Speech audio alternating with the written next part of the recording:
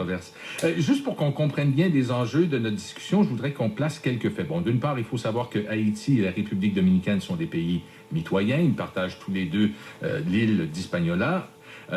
On parle créole en Haïti, on parle espagnol en République dominicaine, et les relations entre les deux pays sont toujours un peu tendues, surtout sur les questions d'immigration, parce qu'on comprend que la frontière entre les deux pays, c'est un peu une passoire. Bon, donc on parlait des Haïtiens d'origine qui vivent en République dominicaine. Ils n'ont pas tous été recrutés pour travailler dans des plantations de canne à sucre, mais il y en a des centaines de milliers. J'ai vu le chiffre de 600 000 Haïtiens qui vivent d'origine, qui vivent en République dominicaine. Le chiffre serait même monté à 1 million à la suite du séisme de 1990. Ça vous semble réaliste comme chiffre? Je pense que oui, c'est difficile à dire. Moi, je dirais entre 500 000 et 1 million, facilement. Mais ce qu'il faut comprendre dans cette situation-là, nous, lorsqu'on parle des apatrides, des 250 000 apatrides, c'est une sentence du tribunal constitutionnel dominicain l'année dernière qui est tombée, puis qui, en fait, ça a coupé toute la possibilité des migrants qui étaient arrivés depuis 1929 en sol dominicain. Il faut comprendre que ces personnes-là, c'est le gouvernement dominicain en majorité qui les a fait venir. On ne parle pas de migrants illégaux qui traversent la passoire, la frontière à chaque jour. On parle de gens qu'on est allé recruter. On est allé recruter pour travailler sur les plantations dominicaines. Ouais. Mais quand on les a recrutés, on ne leur a jamais donné aucun statut, aucun papier, aucune citoyenneté? C'est ça qui est complexe. Normalement, ils devaient les retourner à la fin de chaque saison, mais le gouvernement dominicain, pour sauver de l'argent, les a laissés sur son territoire, puis évidemment, ils ont fondé des familles, ils sont restés finalement sur les plantations qui appartenaient au gouvernement. Donc, c'est pas quelque chose qui était incontrôlé, c'est quelque chose qui était connu du gouvernement. Puis à partir des années 90, quand le gouvernement s'est retiré peu à peu de la production de la canne, ils ont commencé à faire différents stratagèmes pour leur enlever leur potentiel de citoyenneté. Déjà, il y avait 20 000 personnes qui avaient réussi à avoir des papiers, des certificats de naissance, parce que la Constitution, jusqu'en 2010, leur octroyait ce droit-là à la naissance. Puis là, récemment, le gouvernement dominicain a changé la Constitution, d'abord en 2010, puis avec la décision de la Cour, ils ont dit les 20 000 personnes à qui on a donné un certificat de naissance, désolé, c'est une erreur. Maintenant, tous ceux qui sont arrivés à partir de 1929, vous n'avez plus le droit au chapitre, vous perdez vos droits les plus fondamentaux.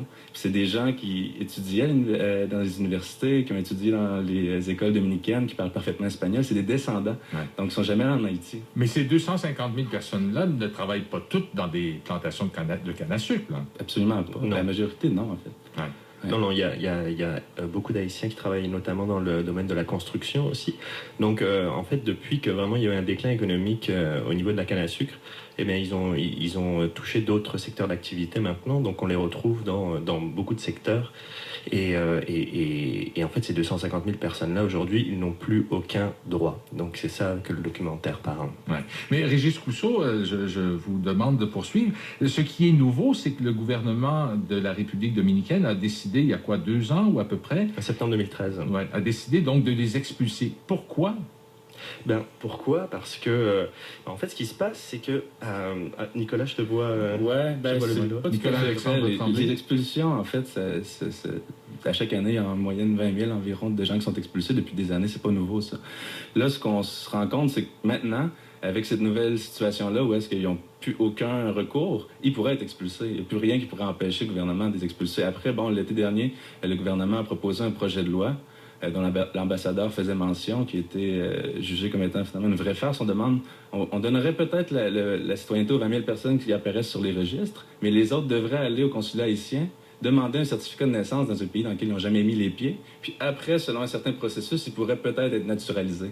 Donc, c'est là où est-ce qu'on comprend que finalement, si ça ne fait pas l'affaire du gouvernement, on va pouvoir les déporter à leur guise. Ouais. Mais expulser, déporter des êtres humains, normalement, on les retourne dans le pays dont ils ont la citoyenneté. Qu'est-ce qu'on fait avec ces gens qui n'ont pas de citoyenneté, qui sont apatrides? On veut les expulser, mais où? Alors en fait, ce qui se passe, c'est qu'on a des cas où en fait il y a vraiment il y a des rafles en fait qui se passent. Donc les services d'immigration arrivent à 4 h du matin, embarquent tout le monde.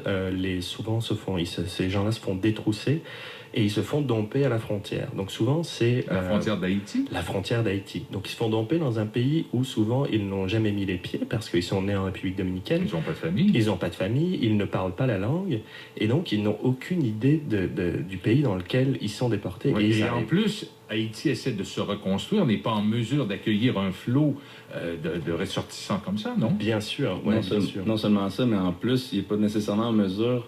c'est une crise humanitaire qui est dominicaine à la base. Donc pourquoi impliquer le gouvernement haïtiens pour donner des certificats de naissance. La majorité des gens en Haïti n'ont pas de certificat de naissance à la base. Donc c'est un peu cette nouvelle loi-là, la solution miracle du gouvernement dominicain. C'est un peu une manière de se laver les mains du problème, puis de ne pas reconnaître l'engagement social, la responsabilité sociale qu'il devrait avoir envers cette population-là. Puis, juste une petite précision, les rafles là, de la migration, ça touche ces deux groupes de migrants-là. Il y a aussi des gens comme vous l'avez dit, qui traversent la frontière à tous les jours, qui sont touchés par ces rafles-là. Mais en plus, il y a toujours un pourcentage de gens qui font partie des descendants de migrants qui, normalement, devraient être acceptés en République dominicaine, qui sont quand même déportés. Ouais. Il y a eu beaucoup de réactions. L'ONU, notamment, plusieurs groupes de défense des droits de la personne qui se sont insurgés contre cette décision de la République dominicaine. Est-ce que cette pression internationale risque de faire bouger le gouvernement? Est-ce que vous sentez que le gouvernement pourrait bouger? Je pense que le gouvernement il est très stratégique dans sa manière de faire. Jusqu'à présent, il a gagné beaucoup de temps. Il y a des forces politiques en République dominicaine qui sont très conservatrices, qui sont très racistes même, dans l'élite. Puis je pense que cette politique-là fait plaisir à une minorité en République dominicaine, mais c'est certain qu'à un moment donné, s'il continue à avoir des pressions internationales, je pense que le gouvernement n'aura pas le choix de proposer une autre solution qui soit plus viable, parce qu'il y a Amnesty International, il y a la Commission internationale pour les droits humains, tout le monde qui s'intéresse à la situation et dénonce cette situation. Ouais. Mais si le phénomène n'est pas nouveau, si cette main-d'œuvre est nécessaire, si ces gens sont relativement bien intégrés à la société dominicaine, pourquoi cette vague d'expulsion? Est-ce que c'est parce qu'il y a un chômage galopant, on a trop de main-d'œuvre? Pourquoi? Ben écoutez, ça, c'est nous, la thèse qu'on défend dans ce documentaire, elle est là-dessus, c'est-à-dire qu'on essaye de comprendre pourquoi. On essaye de comprendre pourquoi. Puis on s'est rendu compte, comme Nicolas l'a dit, qu'effectivement, il y a une élite politique xénophobe qui, en fait, on pense qu'une partie de la solution, c'est que c'est vraiment un jeu politique pour trouver un ennemi commun, puis pour faire de ces gens-là la source de tous les problèmes en République dominicaine. Donc ça, c'est une partie de la solution. Une technique de diversion, finalement. Oui, absolument. Enfin, c'est ce que vous soutenez. Oui, c'est ce qu'on soutient. Ouais. Ouais. Et la réponse de l'ambassadeur, quand il dit le mot apartheid, c'est un mensonge, c'est un abus de langage, Nicolas, vous saviez, en utilisant ce terme-là, que le terme était fort, qu'il allait faire réagir. Absolument, mais moi je pense que lorsqu'on parle d'un gouvernement qui permet la dénationalisation d'un quart de million d'êtres humains en fonction de son origine ethnique, ben, il y a un parallèle qui peut être fait, on peut parler de forme d'apartheid. Ouais. Ouais. Et les conditions dans lesquelles ils vivent, je disais à l'époque des plantations de canne à sucre, ils étaient payés des salaires de misère. Est-ce qu'ils sont aussi des sous-citoyens en République dominicaine en termes de revenus, ces Haïtiens d'origine?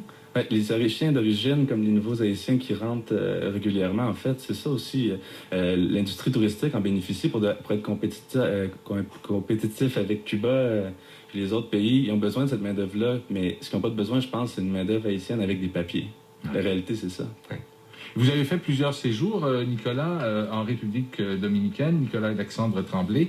C'est dans un de ces séjours que vous est venue cette idée d'un documentaire. Vous avez rencontré des gens qui travaillaient dans les plantations de canne à sucre, des Haïtiens d'origine. Mes premières expériences en République dominicaine, c'était pour une ONG de Lévis. On amenait des jeunes du cégep de Lévis faire des projets de construction. Vous n'étiez pas en vacances sur les plages de la République? Non, c'est ça. On était dans des batailles, en fait, dans des plantations de canne à sucre qui étaient laissées à l'abandon.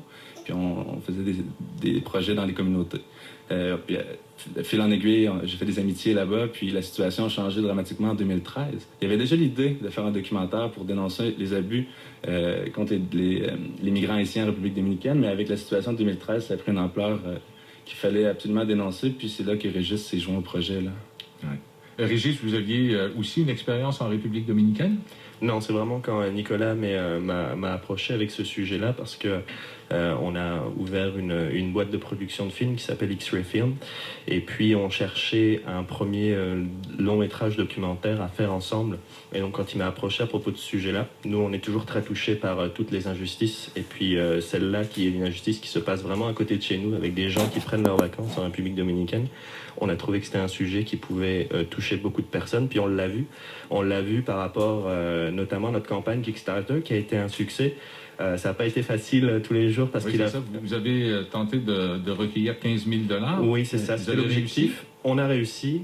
D'ailleurs, on tient à remercier tous les 228 donateurs qui ont participé au projet. On a 1650 suiveurs sur Facebook.